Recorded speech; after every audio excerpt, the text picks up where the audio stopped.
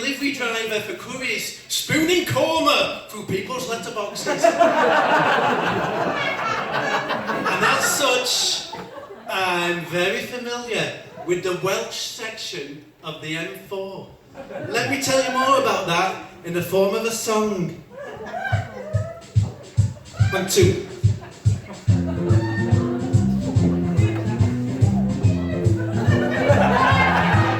From the Severn Bridge to Pont Abraham, familiar with the Welsh M4 I am. Like Magor, a 23A and a 45 Pontardawe. After Newport, it's worth the wait to see Junction 30, that's Cardiff Gate. But can anybody tell me what they have done with Junction 31? Oh, what have they done? Won't you tell me? With Junction 31, the picky baby, I'm the only one to notice that it's gone. Clap your hands!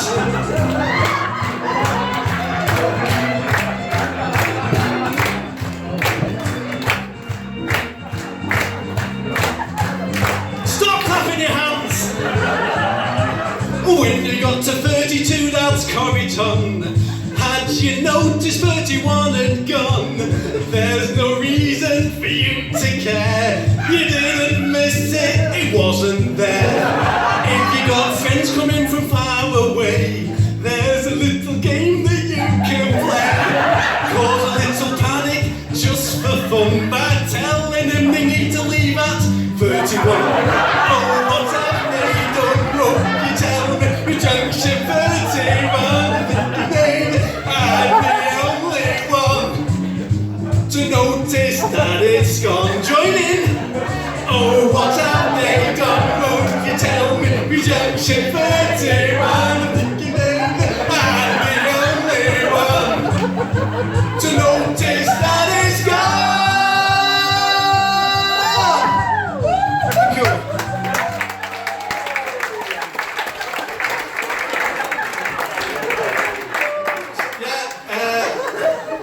Say I'm a delivery driver for curries, working up to 60 hours a week. I've got a wife and 4 children, and I'm doing all this in my spare time. And you probably think, Jeff, surely you haven't got any spare time. You're probably right. I shouldn't really be here. My wife thinks I've gone out for bread. Because I'm the main breadwinner in our house. I go out to win bread in competitive games where they use bread as prizes. And we've been married now for 23 years! Yeah, I sure am one hell of a monogamist! Long time, innit? 23 years. But it's not as long as my Uncle Roger and my Auntie Barbara. I've got a picture of them here.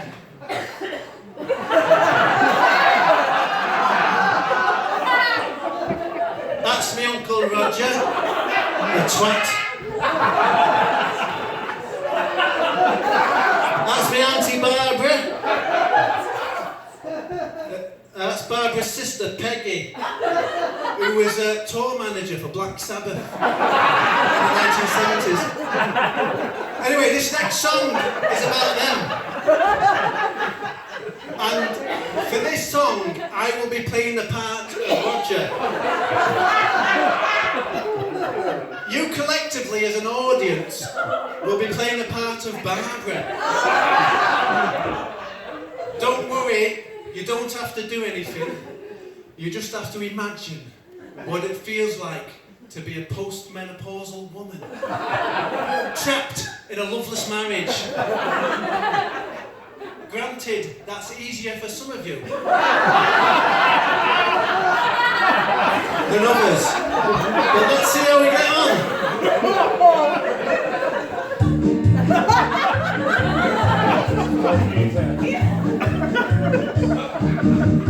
I said to Barbara, when you get home, can you put on the central heating? I won't be back till gone 8 o'clock, because never made it. But when I got home, the front room was cold, no heating was on.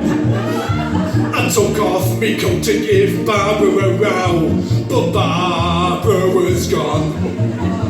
I put on the heating, sat down to watch Pointless while the house was warming. Pointless had been on at 5:15, but I had it recording. Also I fought, but the power was off and the socket's in the corner. How could she be so cruel to me? I should divorce her. Then I remembered the programmes you'd missed can be watched on demand. So I got to see the episode of Pointless, just as I had planned.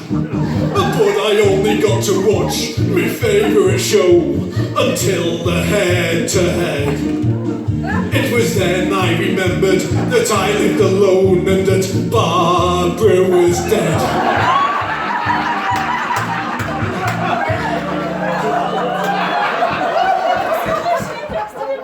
Yeah, Barbara died. You see, what happened was, Barbara was having an affair with the next door neighbour, Barry. And Roger found out, and he wasn't too pleased. And he switched off a life support machine. I've missed out a few details there, but I think you get the idea. But it's good being married, isn't it? Although sometimes you get told off by your wife, don't you?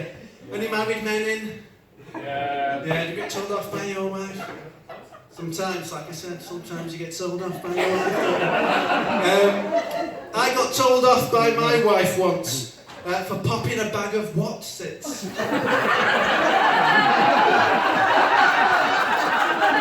At Slimbridge Wildfowl and Wetland Centre. Scaring away a load of birds into the air. And apparently undoing 60 years worth of conservation work.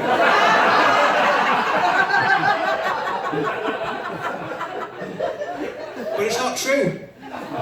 Slimbridge is still there, despite my act of terrorism. But in a way to try and make amends, I've written a promotional song for them. Does it like to perform for you now?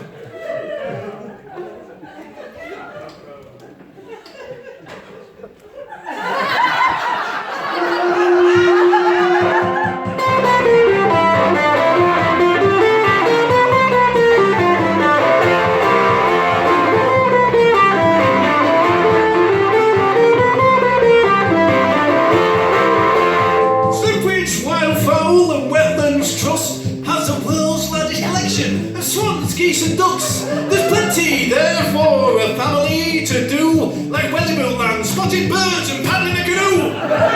Where do you want to go? Slimbridge. Where do you want to go? Slimbridge. Where do we want to go? Slimbridge. Where do we want to go? Slimbridge. Let's spot some birds. Goose. Owl. Cuckoo. Pecker.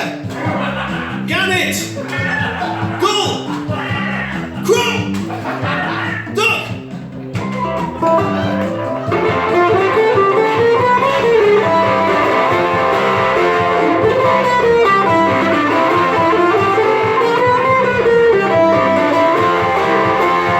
Where do we want to go? Slimbridge. Where do we want to go? Slimbridge. You've got it! Where do we want to go? Slimbridge. Take it home! Where do we want to go? Your turn!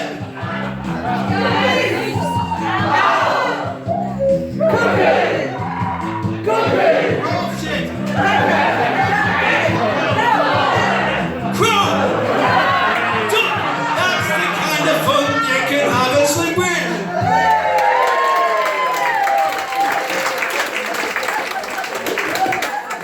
Right, keeping it on an animal theme now.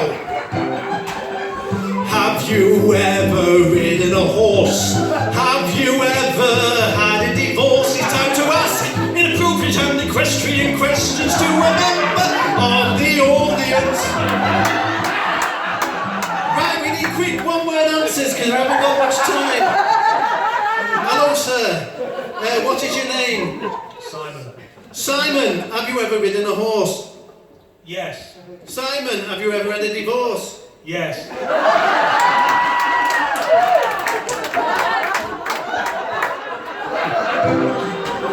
Simon has ridden a horse. Simon has had a divorce. We asked inappropriate and equestrian questions to a member of the audience. Give Simon a round of applause.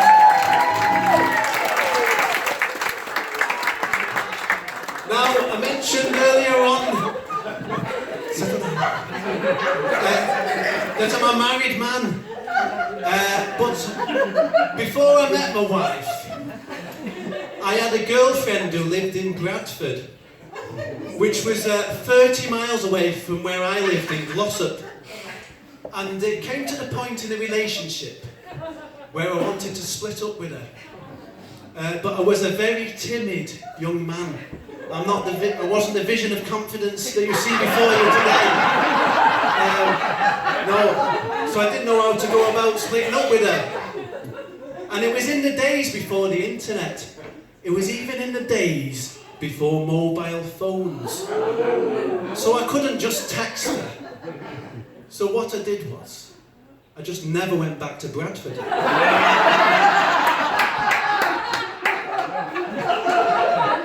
that seemed to sort it out. But like I say, grew up in a place called Glossop, and you grow up with all sorts of characters in your schools, don't you? There was 3 lads who went to our school a bit naughty. One naughty thing they did was they played with a Ouija board. And I would advise against playing with a Ouija board, because these 3 boys played with a Ouija board, and in the week following, when they played with the Ouija board, terrible things happened to each and every one of them.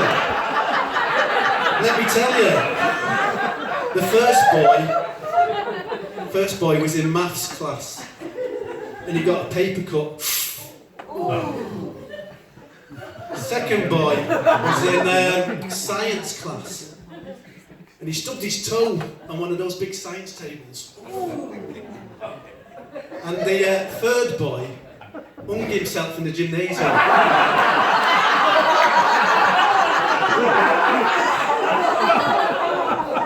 So like I say, terrible things can happen if you play with a Ouija board.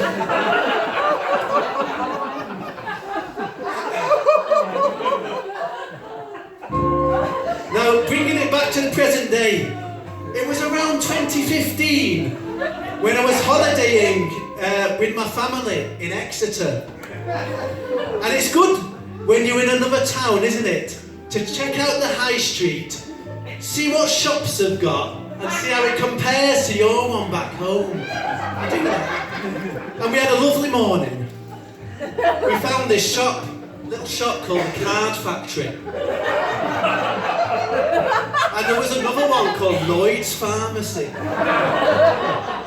And then we chanced upon this little sandwich shop called Subway. And it was around dinner time, so we thought, come on, let's go in for something to eat, let's treat ourselves, we're on holiday.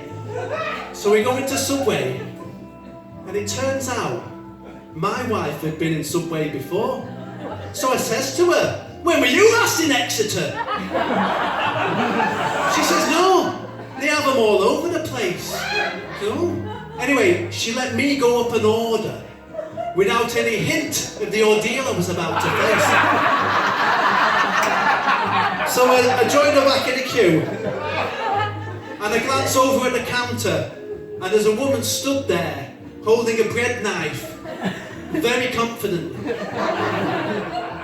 She had a confidence with knives that I thought she hadn't learnt from making sandwiches. And the queue starts to move forward, and I feel this air of urgent tension in the room.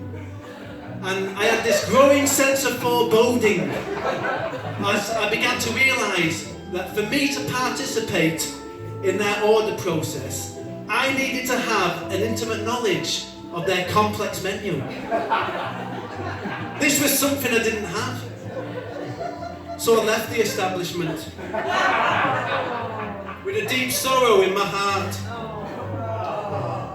and the beginnings of an idea for a song called Subway. And as you've seen, I like to have slides to accompany my songs. This is one I found on the internet for Subway. Let's get this sorted. My family, as far as I know, are still there.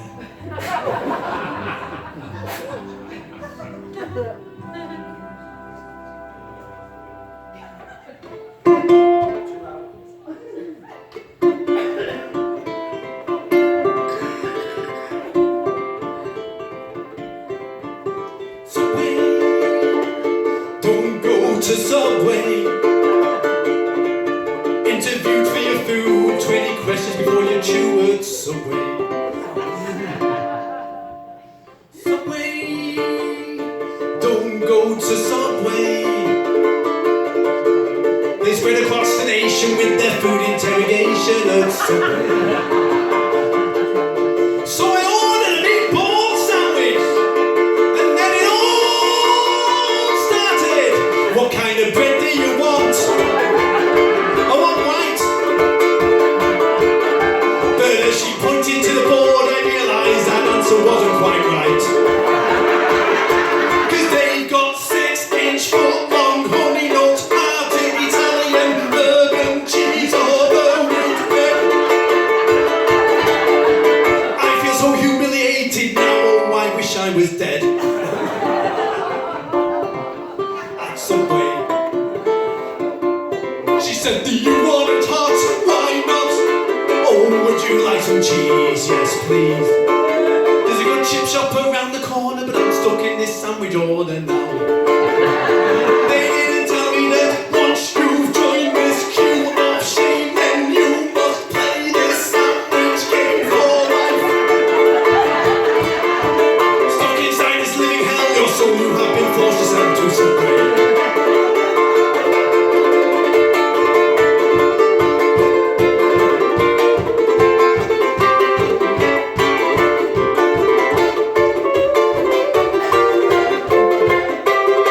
Then there's a salad bar. Woman, you're going too far. I tried to make some insurrection, but she makes me make my selection now. From a choice of pepper, pickle, onions, olives, jalapeno, lettuce, tomato, cucumber, and sweet corn. I've been so overwhelmed with choice, I wish I'd never been born. Now I'm mentally exhausted. Surely my sandwich is on course. But she goes and puts me over the edge by asking if I want sauce. But I said, you can take your foot long and shove it up your Subway.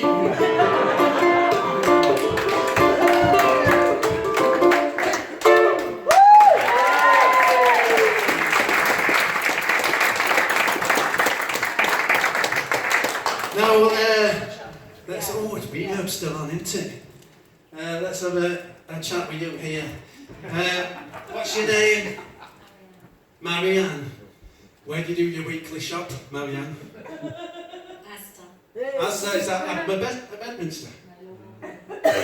Long Green? Longwell Green, anybody else been there? Is it good Asda, is it? It's alright, isn't it? What was your name? Marianne. Do you ever go out shopping, Marianne? And you come back home and you've got something you never intended to buy, but you've forgotten the one thing you went out for, Marianne. Yes, it's easily done, isn't it? It's like the woman off the Stairway to Heaven song, isn't it? Let me explain. She never went out for a stairway. There's a lady who knows all that glitters is gold, and she's buying a stairway to heaven. Oh yes, when she gets there she knows if the stores aren't all closed, with a word she can get what she came for. Bread!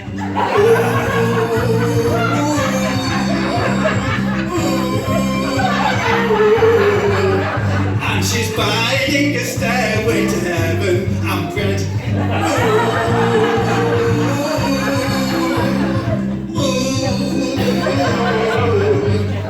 And she's buying a stairway to heaven and bread.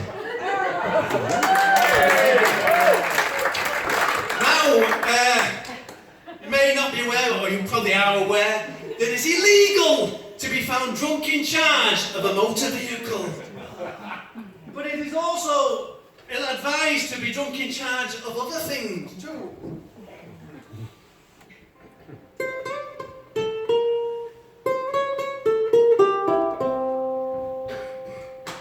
Don't be found drunk in charge of a horse.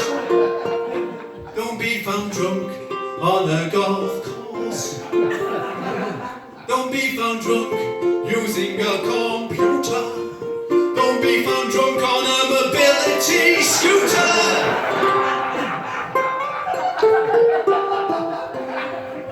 Don't be found drunk trying to hop. Don't be found drunk trying to shop.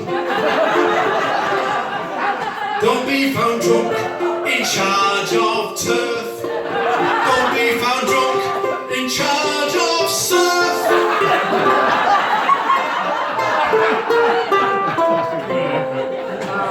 Don't be found drunk against your will. Don't be found drunk trying to walk the hill. Don't be found drunk in charge of land. Don't be found drunk in charge of sand.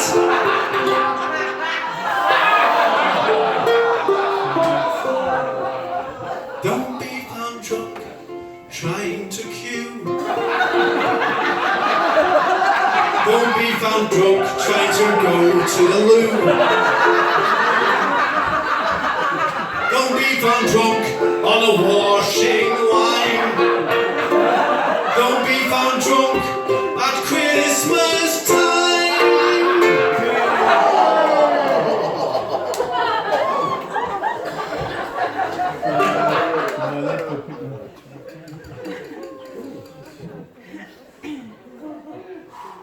I was thrown then, I usually get a round of applause again.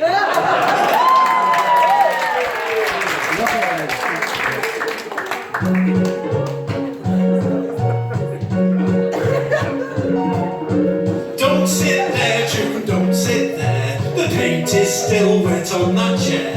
You can sit almost anywhere, but don't sit there, June, don't sit there. Don't sit there, June, don't sit there. The paint is still wet on the chair. You can sit almost anywhere, but don't sit there, June, don't sit there. Don't sit there, June, don't sit there.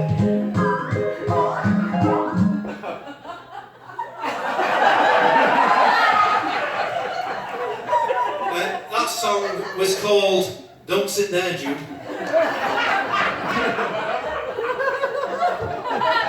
Not my words, but words overheard at Padfield Day Centre in 1987 when I was on work experience with age concern. Of course, they don't call themselves that now, it's just age. They've dropped the concern. I bet they won't even tell June about the wet paint these days, would they, Marianne? But I did back in the day, but she didn't listen. That's why, just as she went to sit down, I had to whip the chair from underneath her. We all had a good laugh about it. Apart from June, who suffered a broken hip. But talking of pensioners, it's been in the news recently that plans are afoot for what happens when the Queen dies. One thing they've said is that the BBC will cancel all comedy from when she dies till after the funeral. And that could be a long while because Harry and Meghan have got to get back from Canada. Got me to thinking, well, what will I do for those few days? Marianne, what do you think you'll be doing when the Queen dies? Day off? That sounds a bit disrespectful to me.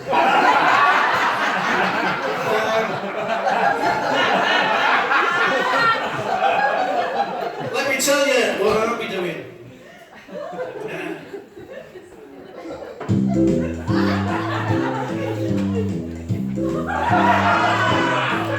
When the Queen dies, I will eat eggs, boiled, scrambled or fried. When the Queen is dying, when the Queen dies, I will eat eggs, the yolk and the white, if that's alright. When the Queen dies, I will eat eggs, eggs Benedict, when the bookish is kicked. When the Queen dies, I will eat eggs, eggs on plates as she goes through pearly gates. When the Queen dies, I will get my saucepan out. When the Queen dies, I'll try cooking post next door. I've never done it before, but the death of the Queen seems like something worth doing it for.